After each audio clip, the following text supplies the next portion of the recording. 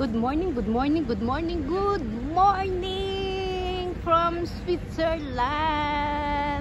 We are here in Lake Romanson, Switzerland. Happy Friday po. It's 10:15 in the morning. Ayan, from Switzerland. Maaraw po, pero fresh air. Medyo malamig-lamig na po kasi patapos na po ang summer dito sa Switzerland, sa Europe. Kaya ayan, medyo malamig na, patapos na. Tsaka nag-uulan po kasi. Ilang araw na nag-uulan po, kaya medyo malamig. At hindi natin lalagyan ng sound. Diba? Ang sounds ko lang ay ang pinakamaganda kong boses, ang chismosang kapitbahay dati. Yun ang name ko, diba? Pero eto lang po, si Teresita Ortman ng Switzerland, Tisay in Switzerland. O, di po ba? Ayan. Ito po ang big boat papuntang Germany. The small boat po, umalis na. Pero meron pa pong mga paalis at parating. Ito po, at saka narito. Pero kaninang small boat, kung natanaw nyo, kung malino ang mata nyo, ayaw ko lang po kung saan po papunta yun. Pero mag-ground to sila for one day. Diba? Meron kasing mga small boat na papuntang Austria o papuntang small town ng Germany. Pero mga small town sa Austria lang din po ang pupuntahan ng small boat. Ayan. Di po ba?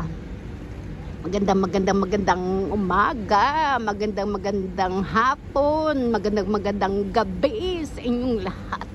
Ayan. O diba, maigsing video lang po ang gagawin natin para ma-share natin ng walang music. O diba, ang ganda, ang maliwalas ang kalangitan, ang sikat ng araw.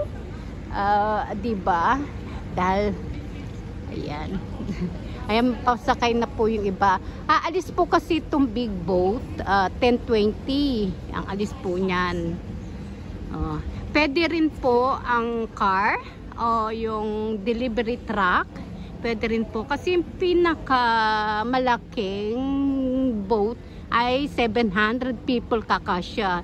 Tapos yung car po, 20 o 30 car, small car, and then the delivery truck, mga 10 o mahigit pa po mga delivery truck. Wag lang po yung masyadong kalakihan na delivery truck. Kasi mayroon pong delivery truck talagang mga 10 lang. Dahil sa laki nga. Tapos yung pinakamaliit na ano po, 570. Yun. Tapos ayun na nga mga small boat na puro tao lang ang sakay. O, diba?